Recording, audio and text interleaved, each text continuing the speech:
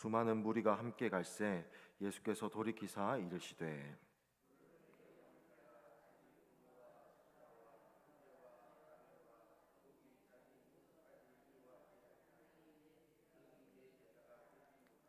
누구든지 자기 십자가를 지고 나를 따르지 않는 자도 능히 내 제자가 되지 못하리라.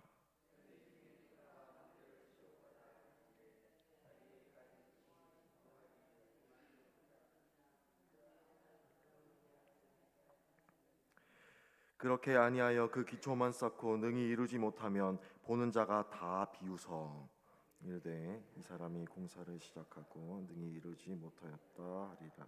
또 어떤 임금이 다른 임금과 싸우러 갈 때 먼저 앉아 1만 명으로서 저 2만 명을 거느리고 오는 자를 대적할 수 있을까 헤아리지 아니하겠느냐.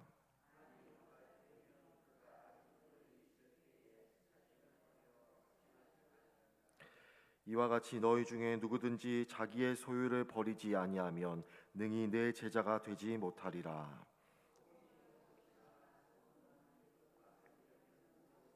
함께 읽겠습니다.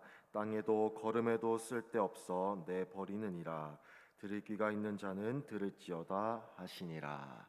아멘. 오늘의 말씀은 예수님을 따르는 무리가 예수님과 함께 예루살렘으로 향하는 여정을 걸어가고 있는 장면으로부터 말씀이 시작되고 있습니다. 이 무리의 정체는 알 수 없지만 이 무리 안에 예수님을 따르는 자도 있을 테고 예수님을 반대하는 자들도 있었을 것이라고 생각을 합니다. 하지만 이들 가운데 아직 예수님을 대적하지도 않고 또 제자의 길을 걷지도 않는 중간지대, 회색지대에 있는 사람들도 분명히 있었을 것이라고 생각을 합니다. 예수님은 그들에게 이렇게 말씀을 하시는 거죠. 제자가 되는 길과 예수님을 대적하는 길에 서 있는 그 회색지대에 있는 그 무리들에게 제자의 길은 열려 있지만 너희가 나와 함께 걷는다고 제자가 되는 것은 아니다라고 분명하게 말씀을 하시는 것입니다. 오늘 본문 26절에 보면 이렇게 말씀을 하고 있습니다. 물은 내게 오는 자가 자기 부모와 처자와 형제와 자매와 더욱이 자기 목숨까지 미워하지 아니하면 능히 내 제자가 되지 못하고라고 말씀을 하십니다. 예수님께서는 내 제자가 되고 싶어 하느냐? 그러면 너희 부모와 처자와 형제와 자매와 더욱이 너의 목숨까지 미워하라라고 말씀을 하시는 것입니다. 여기서 미워하다라는 표현은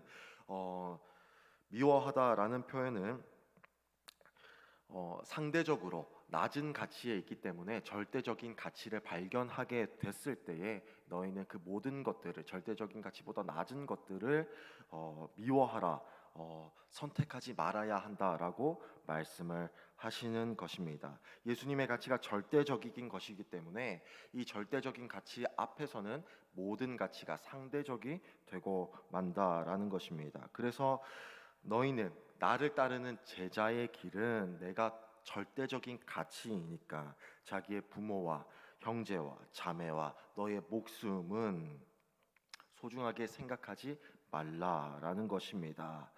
그래서 이 제자의 길은 굉장히 고통 가운데 그리고 고난을 수반하게 되어 있다라고 말씀을 하시는 거죠. 그래서 27절에 누구든지 자기 십자가를 지고 나를 따르지 않는 자도 능히 내 제자가 되지 못하리라고 분명하게 말씀을 하고 계시는 것입니다. 제자의 길은 고난과 고통을 수반합니다. 그리고 그 고통과 고난이 우리 가운데 있을 것이라고 분명하게 말씀을 하고 있습니다. 제자는 그 고통의 길 가운데에서 고난의 길 가운데에서 예수님을 선택하고 그 예수님을 절대적인 가치로 여기는 사람들입니다. 그리고 그 절대적인 가치 앞에서 모든 우리의 삶에 있는 가치들은 상대적인 가치가 되기 때문에 그것을 조금 내려놓아라고 말씀을 하시는 거죠. 그리고 그들에게 있어서 예수님을 따르는 것을 오해할 수 있기 때문에 예수님께서는 두 가지의 비유를 들어서 우리에게 말씀을 하고 계시는 것입니다. 첫 번째 비유는 망대를 세우는 비유입니다. 망대는 적군이 오는 것을 보기 위한 감시용일 뿐만 아니라 적군이 오는 것을 막기 위한 것이죠. 건축물이죠. 그 건축물을 지을 때에 돈이 얼마나 들어가는지 먼저 앉아서 계산해야 된다라고 분명하게 말씀을 하고 있습니다. 만약 내가 가진 돈이 얼마 없는데 망대를 짓는다라고 했을 때에 결국은 그것은 기초만 쌓을 뿐 망대를 완성하지 못한다라고 말씀을 하고 계시는 것입니다. 또한 어떤 한 임금이 다른 임금과 싸우러 가는 비유를 우리에게 말씀하고 계십니다. 나에게 1만 명의 군사가 있는데 적은 2만 명의 군사가 있다면 내가 지혜롭게 잘 헤아려서 내가 패하게 될 것이라면 화친을 청하는 것이 지혜롭지 않겠느냐고 예수님께서는 말씀을 하고 계시는 것입니다. 제자의 길은 고통과 고난을 수반하기 때문에 너희가 제자의 길에 들어설 때에는 지혜롭게 그 제자의 길을 들어설 수 있는지, 내가 올바로 갈 수 있는지를 먼저 헤아리라고 무리에게 말씀을 하시는 거죠. 오늘 이 무리는 회색지대에 있는 사람들입니다. 그러니까 예수님을 따르는 사람들이지만 예수님께서 예루살렘으로 떠나는 그 여정 가운데 함께하는 사람들이지만 예수님을 반대하는 사람도 아니고 예수님의 제자가 되는 사람도 아니라는 것입니다. 그래서 너희가 정말 나를 따를 것이면 지혜롭게 나를 선택하라고 말씀을 하시는 거죠. 망대를 쌓고 다른 임금과 싸우러 갈 때 먼저 그것을 계산하는 것처럼 제자가 되는 길은 고통과 고난을 수반하니까 너네가 절대적인 가치로 나를 여기거든 다른 모든 것들은 상대적인 가치로 여기고 나를 따르라라고 말씀을 하시는 겁니다. 그래서 제자의 길은 자기의 모든 소유를 내려놓아야 한다라고 우리에게 말씀을 합니다. 오늘 본문 33절은 우리에게 이렇게 말씀을 합니다. 이와 같이 너희 중에 누구든지 자기의 모든 소유를 버리지 아니하면 능히 내 제자가 되지 못하리라고 말씀을 하시는 것입니다. 예수님께서는 우리를 제자로 부르실 때에 모든 소유를 버리라고 말씀을 하십니다. 왜냐하면 그 모든 소유는 예수님을 따르는 길에서 예수님을 의지하고 예수님께 순종하게 하는 것을 방해하기 때문입니다. 그래서 우리가 위험할 때에 또는 낙심할 때에 그것을 의지하고 붙잡을 염려가 있기 때문이죠. 우리의 소유를 모두 버리는 것은 바로 예수님을 온전히 따르기 위함이다라고 오늘 말씀은 분명하게 말씀을 하고 있다라는 것입니다. 그래서 우리는 예수 그리스도를 따라갈 때에 예수 그리스도를 온전히 따르기 위해서 온전히 믿음으로 그분을 따르고 절대적인 가치를 위해서 우리의 모든 소유를 미워하고 내려놓고 예수님만 의지할 필요가 있다라고 분명히 하게 우리에게 말씀을 하고 있다는 것입니다. 그렇다면 이 세상 가운데에서 예수님을 절대적인 가치로 여기고 모든 소유를 내려놓고 주님만을 따르는 삶은 어떠한 삶입니까? 바로 소금과 같은 삶이다라고 분명하게 말씀을 하고 있다라는 것입니다. 오늘 본문 34절은 이렇게 말씀합니다. 소금이 좋은 것이나 소금도 만일 그 맛을 잃으면 무엇으로 짜게 하리요.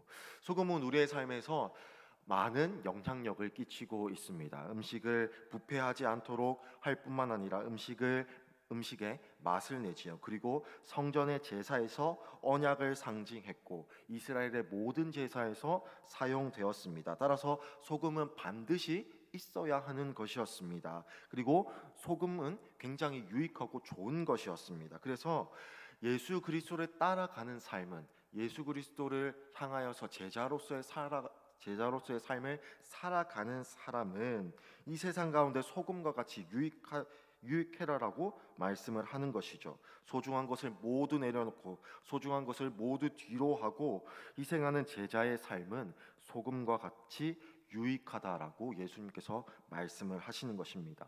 그러나 소금이 짠 맛을 잃어버리게 되면 땅에 버려지게 되고 아무 쓸모가 없게 되지요. 마찬가지로 예수 그리스도를 따른다라고 고백하고 예수 그리스도를 향하여서 따른다라고 행하는 그런 제자로서의 삶이 만약 모든 것을 버리지 아니하고 예수님만 따르지 아니한다면 맛을 잃어버린 소금과 같다라고 분명하게 말씀을 하시는 것입니다. 맛을 잃어버린 소금은 버려지듯이 소금과 같은 제자가 이 세상 가운데서 짠맛을 내지 아니하면 그 영향력을 드러내지 아니한다면 공동체와 사회 가운데 굉장한 골칫거리가 될 것이다라고 오늘 말씀은 우리에게 분명하게 말씀을 하고 있습니다. 오늘 본문이 우리에게 주는 교훈은 무엇입니까? 우리는 예수 그리스도의 제자입니다.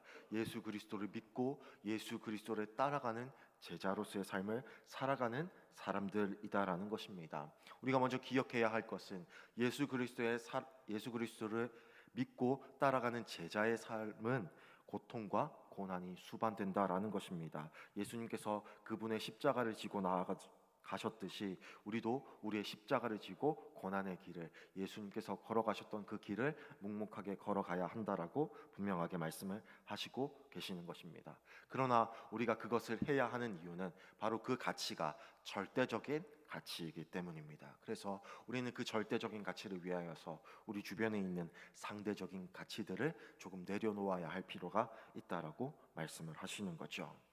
우리 가운데 있는 절대적인 가치로 여기는 상대적인 가치가 무엇이겠습니까? 우리가 예수 그리스도를 따른다라고 고백하지만 우리 주변에 있는 상대적인 가치들을 절대적인 가치로 여기면서 우리는 살아갑니다. 그 절대적인 가치로 여기는 것들을 우리는 하나님 앞에서 내려놓아야 할 필요가 있습니다. 그리고 그것이 무엇이든 간에 예수 그리스도를 따르는 것에 방해가 된다면 우리는 무조건 그것들을 내려놓아야 할 필요가 있다라는 것이죠. 그리하여서 이 세상 가운데 소금과 빛의 역할을 잘 감당하시는 여러분이 되길 간절히 소망하며 나아갑니다. 때로는 그것이 우리의 가정이 될 수도 있고, 때로는 우리의 직장이 될 수도 있고, 내가 의지하는 다른 무엇이 될 수도 있습니다. 그러나 이 길 가운데 예수 그리스도께서 절대적인 가치를 들고 계시기 때문에 그 모든 것들을 우리 예수 그리스도를 위하여서 조금 내려놓고 오늘 하루도 묵묵히 그분만을 따라가는 귀한 삶이 되시길 간절히 소망합니다. 이 시간 함께 기도하도록 하겠습니다.